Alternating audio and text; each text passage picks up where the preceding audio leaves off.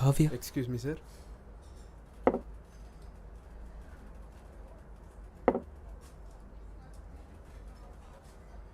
சொல்லு. ஏதா சாப்பிட்றியா? நான் இங்கே சாப்பிட்றதுக்காக வரல. நீ என்னமோ சொல்லணும்னு சொன்னியே, சொல்லு. என்னால் இப்போ வரைக்கும் நம்ப முடியல. என்ன நம்ப முடியல? நான் உன் லைஃப்பில் வேணான்னு நீ டிசைட் பண்ணல. அதுக்கு என்ன காரணம்னு எனக்கு இப்போ வரைக்கும் சத்தியமாக புரியல. நான் உன்கிட்ட எத்தனையோ வாட்டி சொல்லிட்டேன், உன் மேலே எந்த தப்பும் இல்லை. எனக்கு தான் இந்த ரிலேஷன்ஷிப் சரியா வரும்னு தோணலை, அவ்வளோதான்.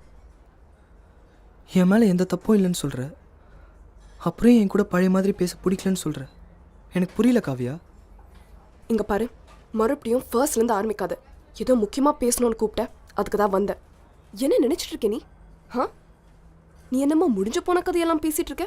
என்னை பார்த்தா இப்படி தெரியுது உனக்கு? ஆமாம், எனக்கு ஒன்று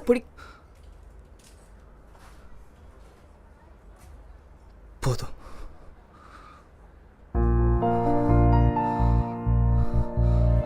உன்னை மீட் பண்ணி மறுபடியும் பழைய மாதிரி இருக்கலாமான்னு கேட்கலாம் நீங்கள் கூப்பிடல. தெரிஞ்சோ தெரியாமலோ நான் ஏதாவது தப்பு பண்ணியிருந்தாலோ, இல்லை உன்னை ஏதாவது ஹர்ட் பண்ணியிருந்தாலோ, எல்லாத்துக்கும் சேர்த்து சாரி சொல்லிட்டு போலாம் தான் வந்தேன்.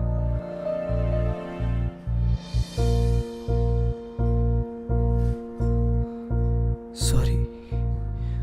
இதயத்திலே வலிகள் தரும் வார்த்தைகள். உன் பர்த்டேக்கு ஒரு கிஃப்ட் தருவேன்னு சொல்லியிருந்தல, நிகழ்வதெல்லாம் மாயைகளோ மனமேற்க.